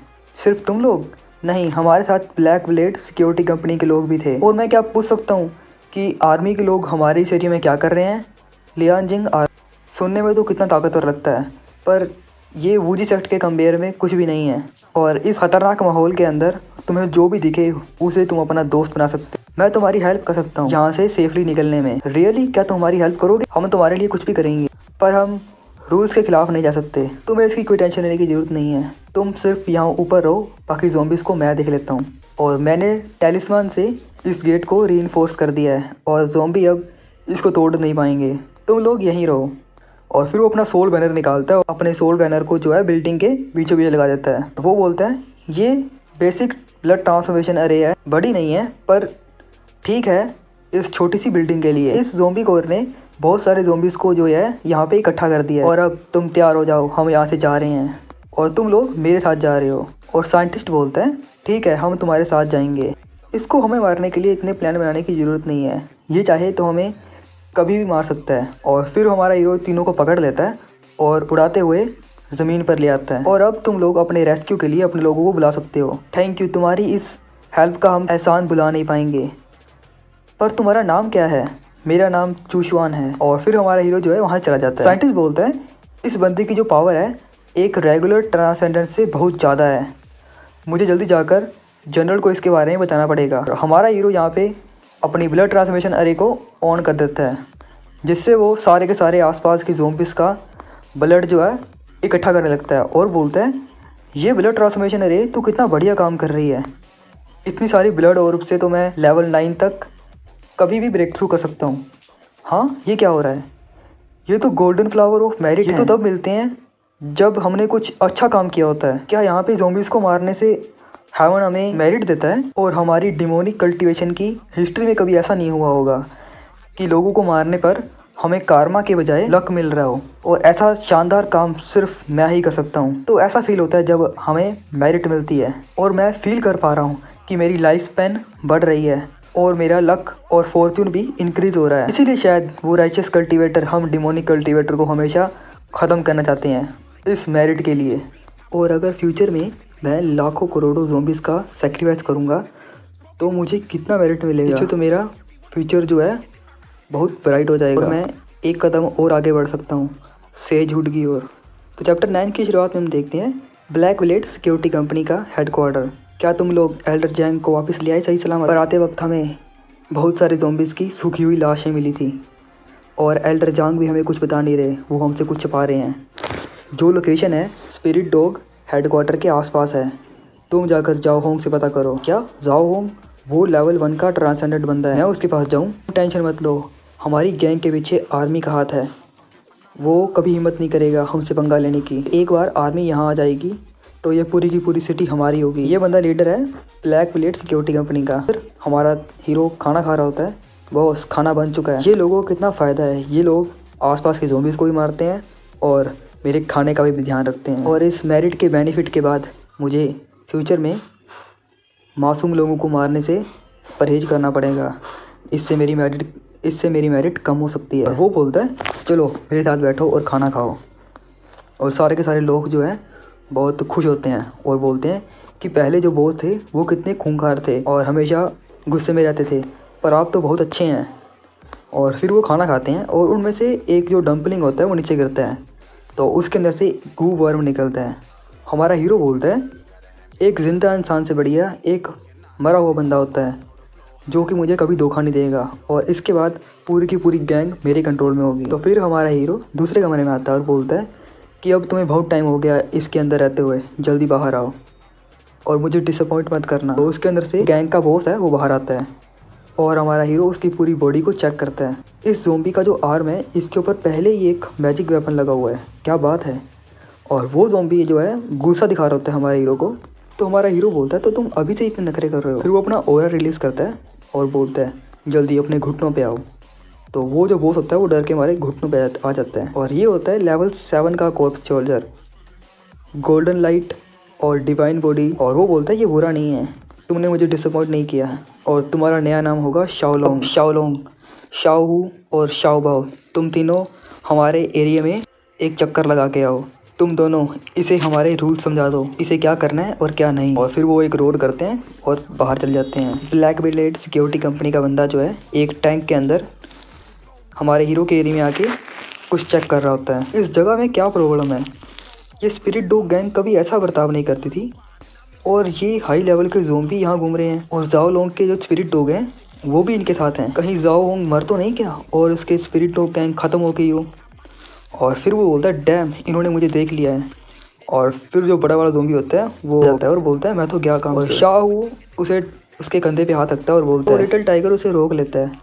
और इधर हमारा मेरे ऑर्डर के बिना किसी को नहीं मार सकते, उसका कार्मा और इफेक्ट मुझे झेलना पड़ेगा और मेरे बिना ऑर्डर के तुम किसी को भी नहीं मारोगे। क्या वो मेरे पीछे नहीं आ रहे? और इधर हमारा हीरो कल्टिवेशन कर रहा होता है और ब्रेक थ्रू कर लेता है वो लेवल 7। और फिर हमारा हीरो बोलता है जो मेरी करंट पावर है वो एक फाउंडेशन बिल्डिंग के बराबर है और अब मुझे जो है प्रिपरेशन कर लेनी चाहिए फाउंडेशन बिल्डिंग पिल की। फाउंडेशन बिल्डिंग पे ब्रेक थ्रू करने के लिए एक बंदे को अपने डेंटियन में जो स्पिरिचुअल पावर होती है उसको पूरे का पूरा पानी की तरह जो है करना पड़ता है। ब्रेक थ्रू करने के लिए हमें पिल्स वगैरह की बहुत ज़्यादा ज़रूरत पड़ती है, इसके बिना हम ब्रेक थ्रू नहीं कर पाते। जो भी सामान इस पिल को बनाने में लगता है वो सारा का सारा राइचस कल्टीवेटर के कंट्रोल में है और इसीलिए हम डिमोनिक कल्टीवेटर ने एक अलग तरीके से इस पिल को बनाया है जिसका मेन इंग्रेडिएंट है सोल फ्लावर। इसकी जो पावर होती है वो थोड़ी वीक होती है ओरिजिनल से, पर ये बहुत ज़्यादा इफ़ेक्टिव होती है। लास्ट टाइम जब मैं हमारे कॉन्टिनेंट पे गया था मैंने स्पिरिचुअल जो फ्लावर है उसके सीड इकट्ठा कर लिए थे और इस ज़ोंबी प्लेनेट पे कोई भी शॉर्टेज नहीं है खून और मांस की जिससे मैं इस फ्लावर को कल्टीवेट कर पाऊँ। और जब मैं लेवल 9 पे पहुँच गया उसके बाद मैं एक अच्छी जगह ढूंढूंगा जहाँ पे मैं इस फ्लावर को उगा पाऊँ। उसके बाद सिटी के अंदर एक एरिया में बहुत सारे जो है वुल्फ आ जाते हैं और बहुत सारे लोगों को मार देते हैं। 1 महीने बाद तो तुम कह रहे हो हाईवे पर तुम्हारे ऊपर बहुत सारे वुल्फ ने एम्बुश किया है ना। शाओबाओ 7th लेवल के ज़ोंबी सोल्जर हैं और शाओलोंग तो लेवल 8 पर है पर फिर भी उन्होंने इनके ऊपर अटैक करने की हिम्मत की। इसका मतलब उन्हें अपने ऊपर फुल कॉन्फिडेंस है। तो शायद मुझे लगता है कि फ्लावर के लिए ब्रीडिंग ग्राउंड मुझे मिल चुका है। तो वो तीनों को अपने आर्टिफैक्ट के अंदर डालता है और बिल्डिंग से बाहर देखता है और फिर वो बोलता है, इतने इत्तेफाक की बात है, मैं भी लेवल 9 पर ब्रेक थ्रू कर चुका हूँ और अब मुझे भी बाहर जाकर अपने हाथ पैर को जो है स्ट्रेच करना चाहिए। अपनी स्वॉर्ड पर उड़ता है और बोलता है, क्या यही वो जगह है? और टैंकू बोलता है, हाँ। नीचे एक बंदे की लाश देखता है और बोलता है, ये तो लियांजिंग आर्मी का वही बंदा है जो उस टूटी बिल्डिंग पे था और अब ये भी मर चुका है। क्या वो वुल्फ इतने पावरफुल हैं? वो पीछे मुड़ता है और उसे किसी के रोने की आवाज़ आती है। तो हमारा हीरो बोलता है, एक बच्चे के रोने की आवाज़ जो है और भी तेज़ हो जाती है और हमारा हीरो जो है वो अपना एक स्पिरिचुअल अटैक करता है वहाँ पे। वो जगह को है ब्लास्ट में उड़ा देता है। वहाँ पे सिर्फ और सिर्फ एक हाथ बचता है। एक एक्स्ट्रा ऑर्डनरी बंदा, वो भी आर्मी का, यहाँ मरा हुआ है और एक बच्चा यहाँ पे कैसे सर्वाइव कर सकता है और वो भी इतनी तेज़ आवाज़ में। अगर मेरी जगह कोई और होता तो वो भाग के जाता और उस बच्चे की हेल्प करता। तुम्हारा सामना आज मेरे से हुआ है, मैं तो तुमसे भी ज़्यादा कोल्ड ब्लडेड और रूथलेस डीमन कल्टिवेटर हूँ। और फिर बहुत सारे जो है वुल्फ हमारे हीरो पर अटैक करते हैं। तो हमारा हीरो भी अपना आर्टिफैक्ट में से उन तीनों को बाहर निकालता है और वो तीनों और सारे के सारे जो वुल्फ होते हैं वो आमने सामने खड़े जाते हैं और उनके बीच में से एक वुल्फ किंग निकलता है और हमारा हीरो बोलता है, जैसा कि मैंने सोचा था, एक लेवल 2 का एक्स्ट्रा ऑर्डिनरी क्रीचर। फिर वो जो वुल्फ है वो जोर से हाउल करता है और अटैक का ऑर्डर देता है। तो सारे के सारे वुल्फ हमारे हीरो पे अटैक करते हैं। हमारा हीरो बोलता है कि वो बड़े वाला मुझ पे छोड़ दो और छोटे वाले तुम संभालो। तो उन सब की जो है फाइट शुरू हो जाती है। बड़े वाला जो वुल्फ होता है वो हमारे हीरो से फाइट करने आता है, दांतों से अटैक करता है। तुम्हारे दांत कितने ताकतवर हैं और तुम्हारी हड्डी कितनी स्ट्रॉन्ग है। तो जूशॉन उसके मुंह पे जो है अपने सेंटीपीड से अटैक करता है। तो जो वेयरवुल्फ है वो बहुत पीछे जाके नीचे गिरता है। हमारा हीरो बोलता है, तुम्हारी इस इलास्टिक बॉडी की वजह से तुम मेरे एक ही ब्लो में नहीं मरे, ये कितना शानदार है। और फिर वो पीछे देखता है तो सारे जो वेयरवुल्फ हैं वो नीचे गिरे पड़े होते हैं हार के। तो हमारा हीरो बोलता है, इन सबको वापस होटल लेके चलो। रोड पर ट्रक की एंट्री होती है। यहाँ क्या हुआ है? यहाँ का आर्मी ट्रक और लाशें सारी की सारी गायब हो चुकी हैं। ये है एक एक्स्ट्रा ऑर्डिनरी बंदा, वुड स्पिरिट कम्युनिकेशन वाला, जिससे कि ये पेड़ पौधों से बातें कर सकता है। और वो बोलता है, मैं एक डेफिनेटली कोई ना कोई क्लू ढूंढ लूँगा।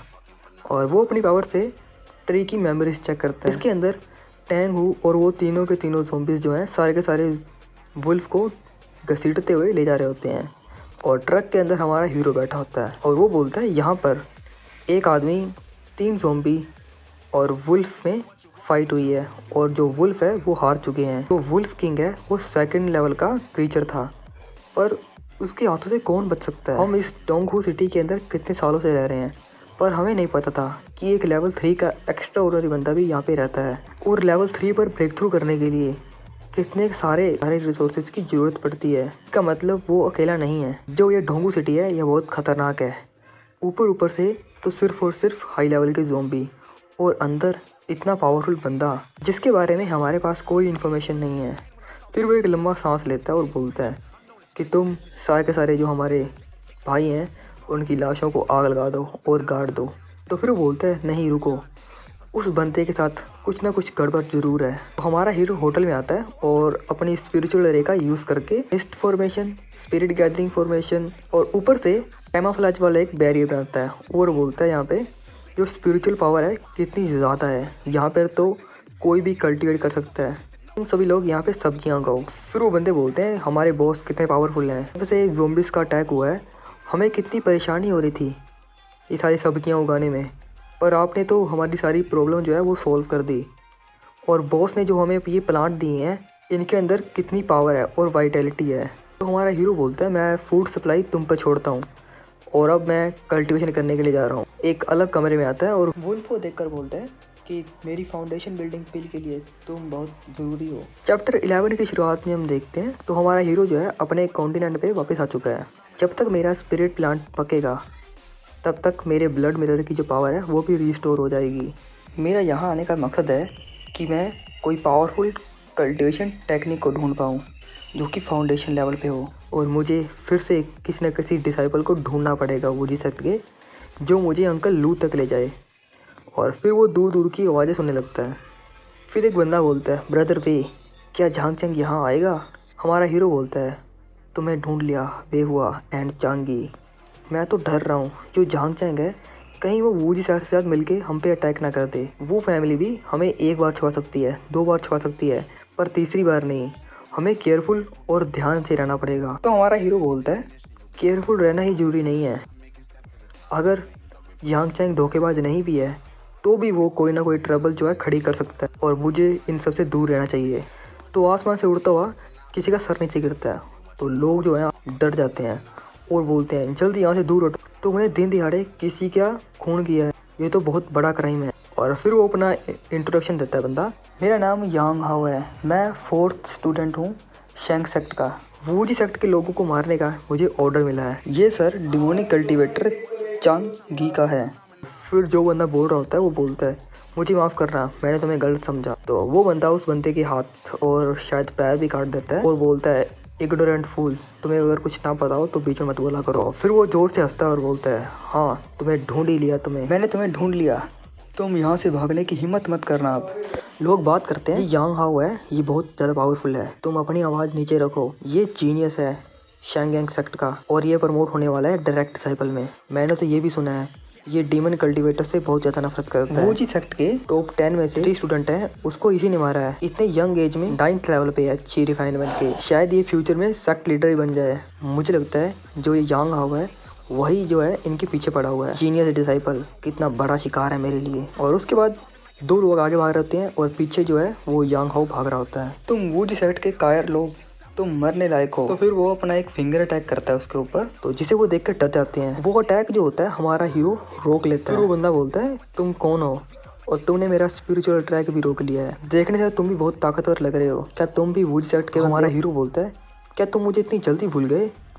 मैं यांग चैंग हूँ, मैं तुम्हारी लाश देखने आया हूँ अपनी आंखों से। क्या यांग चैंग यहाँ कैसे? तो हमारा हीरो बोलता है, तुम गए नहीं अभी तक, क्या तुम्हें और फाइट देखनी है? तो वो बंदा बोलता है, क्या तुम मुझसे मजाक कर रहे हो? तुम डिमोनिक कल्टीवेटर, तुम्हारे पास जो भी ट्रिक्स हैं उनका इस्तेमाल कर सकते हो और तुम मेरे शिकार को मुझसे दूर भेज रहे हो। अगर तुमने मुझे सेटिस्फाई नहीं किया फाइट में तो मैं तुम्हें तड़पा के मारूंगा। तो हमारा हीरो बोलता है कि तुम कुछ गलत फहमी में हो, मेरे शिकार तुम हो। फिर जो है वो बंदा बोलता है, जो हमारी शेंग स्वॉर्ड कल्टीवेशन है उसका ऑरा बहुत स्ट्रॉन्ग है और उसे कोई नहीं तोड़ सकता और वो किसी को भी काट सकता है। और अगर तुम सोच रहे हो ये लो लेवल के कोर्स मेरा कुछ बिगाड़ सकते हैं, तो फिर वो अपनी फिंगर अटैक का फिर से इस्तेमाल करता है और हमारा हीरो जो है अपने सेंटीपीड से उसकी तलवार को पकड़ लेता है। तो फिर वो बंदा बोलता है, क्या ये कीड़ा ट्रांसफॉर्म हो चुका है? तो फिर हमारा हीरो उसे पकड़ लेता है अपने सेंटीपीड से। वो बंदा बोलता है, इंटरेस्टिंग, शेंग सेक्ट सीक्रेट स्किल रिलीज, और वो सेंटीपीड से आज़ाद हो जाता है। तो इसके बाद जो है वो अपनी पावर का फुल इस्तेमाल करता है और अपनी फिंगर में जो है कुछ स्पिरिचुअल एनर्जी इकट्ठी करता है और बोलता है, तुम्हारी छोटी मोटी ट्रिक्स खत्म हुई, अब मेरे स्ट्रॉन्ग किलिंग मूव की बारी। तो हमारा हीरो बोलता है, ये मूव तो काफी इंटरेस्टिंग लग रहा है, तो मेरी स्ट्रेंथ को चेक करने के लिए एक अच्छे अपोनेंट रहोगे। और उसके बाद वो अटैक करता है एब्सोल्यूट स्वॉर्ड फिंगर का। तो हमारा हीरो शाओलोंग को ऑर्डर देता है उस पर अटैक करने के लिए। तो शाओलोंग उस बंदे पे अटैक करता है अपने हाथ से और पीछे से हमारा हीरो जो है शाओलोंग को अपने आर्टिफैक्ट में वापस बंद कर लेता है। और वो बंदा बोलता है, ये पॉसिबल भी कैसे है, मैं तुम्हारे हाथों कैसे मर सकता हूँ? हमारा हीरो बोलता है, एक जीनियस, हाँ बकवास। तो वो दोनों लोग जो हैं अंकल लू के पास आके बातें करते हैं। उस बंदे ने डिस्गाइज टेक्निक का यूज़ किया था और ब्लड स्टील वायर का यूज़ कर रहा था। वो कहीं वो ब्रदर चूशवान तो नहीं? सीनियर ब्रदर ने हमें 2 बार बचाया है। और वो अंकल लू बोलता है, ऐसे स्टूडेंट को हम अलाउ नहीं कर सकते इधर उधर कोई ना कोई ट्रबल करने की, जल्दी मुझे उस बंदे के पास ले चलो, हम उसे वापस लेके आएंगे। हमारा हीरो बोलता है, इसकी कोई ज़रूरत नहीं है। वूजी सेक्ट ची रिफाइनमेंट का कल्टीवेटर चूशवान अंकल को ग्रीट करता है। तो सीनियर ब्रदर चू, क्या आप ठीक हैं? ये बहुत बढ़िया है। क्या ये ओयांग हाओ है? हाँ, रास्ते में आते हुए मुझे चांस मिला तो मैंने ब्रदर जांग का बदला भी ले लिया। चूशवान, तुम बहुत जल्दी आगे बढ़ रहे हो। जब तुम हमारे सेक्ट में थे तो तुम सिर्फ 4थे लेवल के ची रिफाइनमेंट पे थे और अब तो तुमने ओयांग हाओ को ही मार दिया है। तुम शायद लेवल 9 पे तो पहुंच ही गए होगे। क्या 9th स्टेज पे? बहुत बढ़िया, बहुत बढ़िया। मैंने तो कभी सोचा भी नहीं था हमारे सेक्ट में इतना जीनियस स्टूडेंट भी रहता है कोई। और अगर तुम हमारे साथ रहो तो मैं और वो फैमिली मिलकर तुम्हारी हेल्प करेंगे फाउंडेशन स्टेज तक पहुंचने के लिए। नहीं अंकल, आपका शुक्रिया मुझे इस लायक समझने के लिए। पर मैं अपनी ताकत से उस स्टेज पे पहुंचूंगा। चूशवान, ये तुम क्या बोल रहे हो? चूशवान बोलता है, अब मेरे पास एक सीक्रेट है। मुझे अब वापस ज़ॉम्बी प्लेनेट पे जाना होगा और मैं इन लोगों के बीच ज़्यादा टाइम तक नहीं रह सकता। अंकल, आपको तो इस सिचुएशन के बारे में पता ही है। अगर आप सारा का सारा रिसोर्सेज मेरे ऊपर खर्च करेंगे तो मेरे भाइयों के लिए क्या बचेगा? मैं नहीं चाहता कि मेरे भाई मुश्किल में रहें मेरी वजह से। सीनियर ब्रदर, आप तो हमारे बारे में कितना सोचते हैं। तुम्हारे जैसा टैलेंट बहुत रेयर है चूशवान। अगर हमारा सेक्ट अभी भी होता तो मैं तुम्हें और तुम्हारे टैलेंट को ऐसे ही जाने नहीं देता। चूशवान, अगर तुम्हें कुछ चाहिए तो मुझे बताओ। अंकल, मैं सोच रहा था कि अगर मुझे कोई फाउंडेशन टेक्निक मिल जाती तो बहुत बढ़िया रहता, जैसे कि ब्लड रिफाइन स्क्रिप्चर। उसकी क्या कीमत होगी? उसकी कीमत, अगर तुम मुझे 500 ब्लड बीट्स दोगे तो मैं तुम्हें ब्लड रिफाइन स्क्रिप्चर की एक कॉपी दूंगा। पहले हमारे सेक्ट के 1000 कंट्रीब्यूशन पॉइंट भी कम थे इसको एक्सचेंज करने के लिए, पर ये बहुत अच्छी डील है तुम्हारे लिए। चूशवान बोलता है, आपका थैंक यू अंकल लू। मेरे पास 300 ब्लड बीड्स हैं और कुछ स्पिरिट स्टोन हैं जो मुझे यांग हाउस से मिले थे। अंकल लू हंसते हुए बोलते हैं, जो ये रिसोर्सेज हैं ये सारे के सारे तुम्हारे भाइयों के लिए हैं। अगर हम इस सिचुएशन में नहीं होते तो मैं तुम्हें ये फ्री में दे देता। तो हमारा हीरो बोलता है, तो यही इंजाम होता है दूसरों की हेल्प करने का। मैं तो गरीब होने की एक्टिंग कर रहा था, ये तो मुझे सच में गरीब समझ रहे हैं। आपका बहुत धन्यवाद अंकल। यहाँ से जाने के बाद अपना ध्यान रखना। अगर कोई भी प्रॉब्लम हो तो वो फैमिली में मुझे आके बताना। ठीक है अंकल।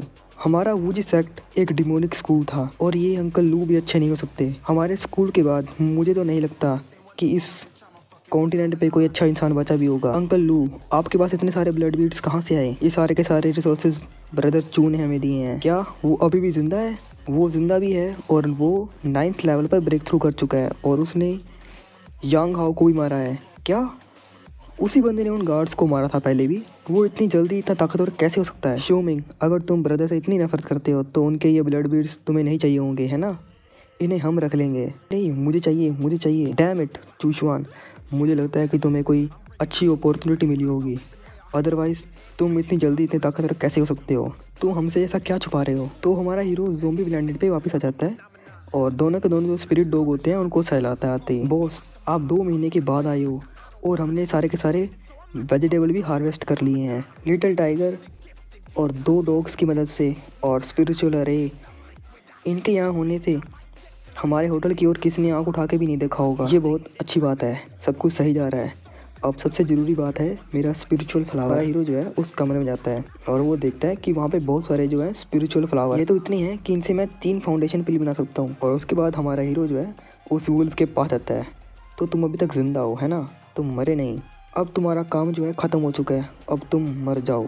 हमारा हीरो जो है वहाँ से एक प्लांट खींचता है और सारा का सारा ब्लड जो है उसका निकाल लेता है। जो कल्टीवेशन का पाथ है वो रिसोर्सेज से होता है, टैलेंट से नहीं। इन सारे सामान से एक फाउंडेशन पिल बन सकती है और उसका सक्सेस रेट है 30%। और उसके बाद वो 3 पिल बना लेता है और बोलता है कि एक पिल मुझे शाओ होंग के बैग से मिली थी और बाकी ये 3 पिल। अब मेरे पास 4 पिल्स हैं और 4 चांस। और उसके बाद वो एक पिल खाता है जिसकी हेल्प से वो अपनी कल्टीवेशन स्टार्ट करता है दोबारा से। उसके बाद अपने डेंटियन से जो स्पिरिचुअल पावर निकलती है उसके बाद वो उसे लिक्विफाइड करने की कोशिश करता है। और वो बोलता है कि सिर्फ एक फाउंडेशन पिल जो है ज़रूरी नहीं है, मुझे एक और खानी होगी। और उसके बाद वो एक और फाउंडेशन पिल खा लेता है और फिर से कल्टीवेशन शुरू कर देता है। वो अपने सबकॉन्शियस माइंड में एंटर करता है। वहाँ पे चूशवान, तुम क्रूल डीमन कल्टीवेटर, मैं तुम्हें कभी भी ब्रेक थ्रू करने नहीं दूंगा फाउंडेशन स्टेज पे। और उसके बाद वही जो वुल्फ होता है उसका हार्ट डीमन बन के उस चूशवान और वो वुल्फ फाइट कर रहे होते हैं अपने माइंड में। तो चूशवान बोलते हैं जो फाउंडेशन पिल होती है राइचस कल्टीवेटर और डिमोनिक कल्टीवेटर के लिए सेम होती है, पर जो हमारी डिमोनिक पिल होती है वो इंसान की सोल और उनकी बॉडी से बना जाती है, इसीलिए वो ट्रिगर करती है हार्ट डीमन को। और जो ये डीमन है इसकी पावर कभी ख़त्म नहीं होती और ये सिर्फ ताकतवर से ताकतवर होता रहता है। चूशवान, तुम अपनी पावर को वेस्ट कर रहे हो, तुम्हारा टैलेंट मीडियोकर है, तुम्हारी कोई फैमिली बैकग्राउंड नहीं है और तुमने तो सिर्फ अभी पैर ही रखा है कल्टीवेशन के रास्ते पे। तुम अपनी किस्मत को मान लो, मैं तुम्हें कभी ब्रेक थ्रू करने नहीं दूंगा। तुम तो मुझसे अपनी जान की भीख मांगोगे, तो तुम मुझसे डाउट डिस्कस करने आए हो, है ना? तुम ये अपनी स्टेज वाली बकवास बंद करो। जो राइचस कल्टीवेटर हैं उन्होंने सारे के सारे रिसोर्सेज अपने कब्जे में कर रखे हैं और हम डिमोनिक पाथ के वाले लोगों के लिए कुछ नहीं बचता। इसलिए हम लोग डिमोनिक कल्टिवेटर हैं और हमारा रास्ता उनसे अलग है। पर मैं तुम्हारे इस रास्ते को आज यहीं ख़त्म कर दूंगा। हम डिमोनिक कल्टिवेटर हेवन और अर्थ की जो पावर है उससे कल्टिवेट करते हैं, और अगर हमें हेवन रिसोर्सेज नहीं देगा तो हम इंसानों को मारने के बाद उनकी लाशों से कल्टिवेट करेंगे। और अब तो मेरे पास ब्लड मिरर भी है। मेरी डेस्टिनी चेंज हो चुकी है। मेरे पास पूरे का पूरा प्लेनेट है रिसोर्सेज के लिए। मैं चूशवान हेवन के रूल्स को चेंज करके अपनी किस्मत को बदलूंगा। और उसके बाद जो उसका हार्ट डीमन होता है उसका इल्यूजन टूट जाता है और उसकी स्पिरिचुअल पावर से एक लड़की निकलती है। वो उसे बोलती है, चूशवान तुमने कभी डीमन का रास्ता चुना ही नहीं, तुम सिर्फ पावरफुल बनना चाहते थे। मुझे पता है जब तुम पहली बार इस वर्ल्ड में आए थे तुम्हें लोगों ने दबा के रखा। तुम सिर्फ सर्वाइव करने के लिए जी रहे थे और सिर्फ पावर के पीछे भाग रहे थे। अब तुम्हारे पास सब कुछ है। इस डोंगू सिटी के अंदर तुम ही सबसे पावरफुल हो। तुम्हारा कोई मुकाबला नहीं। तुम्हारे पास पैसा, लड़कियाँ, सब कुछ है जो तुम चाहो। अगर तुम यहाँ रुकते हो तो तुम्हारे पास पूरी लाइफ है एंजॉय के लिए। जैसे कि मैंने सोचा था हार्ट डीमन इल्यूजन के बारे में। मेरा दिल पावरफुल है पर फिर भी तुमने मेरे बारे में इतना सब कुछ जान लिया। तुम तो सिर्फ यही चाहती हो जो मेरी फाउंडेशन पिल का असर है वो ख़त्म हो जाए, है ना? शायद तुम्हें कोई गलतफहमी हो चुकी है। तो फिर चूशवान 2 फाउंडेशन पिल इकट्ठी खा लेता है। तो वो लड़की बोलती है, क्या तुम पागल हो चुके हो? तुम्हारी हिम्मत भी कैसे हुई 2 पिल इकट्ठे खाने की? इतनी ज़्यादा स्पिरिचुअल पावर से तुम्हारी बॉडी, सोल सब कुछ बिखर जाएगा, तुम मर जाओगे। हमारा हीरो बोलता है, मुझे इसकी कोई टेंशन नहीं है, तुम मेरा टाइम वेस्ट कर रही हो और तुम्हारा शुक्रिया मेरे साथ डाउट डिस्कस करने के लिए। अब मुझे सब कुछ पता लग चुका है। फिर वो अपनी स्पिरिचुअल पावर से विंग्स बनाता है और हवा में उड़ने लगता है। और वो लड़की को देख के बोलता है, शायद इसीलिए तुम इंसानों के प्रोग्रेस को रोक सकती हो। और फिर वो अपनी फ्लेम की जो हीट होती है उसे और उड़ा देता है। तो लड़की बोलती है, तुम जीत गए, मैं हार गई। अब मैं तुम्हें परेशान नहीं करूँगी तुम्हारे ब्रेक थ्रू में, तुम जो चाहो वो कर सकते हो। चूशवान बोलता है कि मैं सोच रहा था जो मेरा ब्लड रिफाइनमेंट स्क्रिप्चर है क्या वो मेरे इस हार्ट डीमन को भी रिफाइन कर सकता है? तो फिर वो लड़की को पकड़ लेता है। चूशवान, तुम क्रूअल डीमन कहीं के, क्या तुम्हें कारमा से डर नहीं लगता? कारमा से अब मुझे डर नहीं लगता। अब जो मेरी मेरिट हैं वो आगे से आगे बढ़ती रहेंगी और जो मेरा डिमोनिक पाथ है, कल्टीवेशन, सब कुछ बढ़ता रहेगा एंडलेसली। और उसके बाद वो अपनी बॉडी में वापस आ जाता है और वो फिर से अपना ब्रेक थ्रू स्टार्ट करता है। और उसकी स्पिरिचुअल पावर पूरी की पूरी बिल्डिंग के ऊपर तक दिखाई देती है, जिससे सारे के सारे जो ज़ोंबी होते हैं वो एक जगह इकट्ठे होने शुरू हो जाते हैं। फिर वो दूसरा बॉस बोलते हैं, ये क्या हो रहा है? ये फिनोमेना क्या है? कहीं कोई ज़ोंबी डाइट तो नहीं आ रही? अगर यहाँ ज़ोंबी डाइट आ गई तो एक 3rd लेवल का एक्स्ट्राऑर्डिनरी बंदा भी इसे नहीं रोक पाएगा। तुम जल्दी जाओ, जाके इन्वेस्टिगेट करो वहाँ क्या हो रहा है और जल्दी मुझे उसके बारे में बताओ। ठीक है बॉस। और अब मैं ब्रेक थ्रू कर चुका हूँ फाउंडेशन बिल्डिंग के पहले लेवल पे और मेरी लाइफ 100 साल बढ़ चुकी है और अब तो मैं बिना स्वॉर्ड के उड़ सकता हूँ। बस अब मुझे ज़रूरत है एक मैजिकल वेपन की जो मेरी सोल के साथ मिलके उसकी पावर को और भी ज़्यादा बढ़ा देगा। मेरे ब्लड फिन मैजिक स्क्रिप्चर में एक सूटेबल मैजिक वेपन ज़रूर होगा। मुझे लगता है ये सोल डिवावरिंग रोप मेरे काम की है, पर इसे रिफाइन करने के लिए मुझे येन स्टील की ज़रूरत पड़ेगी। येन स्टील एक ऐसा स्टील है जिसे बनाने के लिए उसे बहुत टाइम तक एक ठंडी जगह पे रखना पड़ता है जिससे कि वो स्टील अब्जॉर्ब कर सके उस ठंड को। ये कहना आसान है पर ऐसी सारी की सारी जगह राइचस कल्टीवेटर के कंट्रोल में है। वहाँ जाना तो अपनी मौत को दावत देना है। और अगर मैं इस वर्ल्ड के अंदर भी इसे रिफाइन करने की कोशिश करूँ तो मुझे कम से कम 10,000 ज़ोंबीज़ लगेंगे। पर वो ज़ोंबीज़ तो इधर उधर घूमते रहते हैं, एक जगह इकट्ठे नहीं होते। उनको इकट्ठा करने के लिए शायद मुझे एक हाई लेवल के ज़ोंबी की कोर का इंतज़ाम करना पड़ेगा और वहाँ पे मैं एक स्पिरिचुअल अरे का इस्तेमाल करके मैं अपने मैजिक वेपन को बिना किसी प्रॉब्लम के बना लूँगा।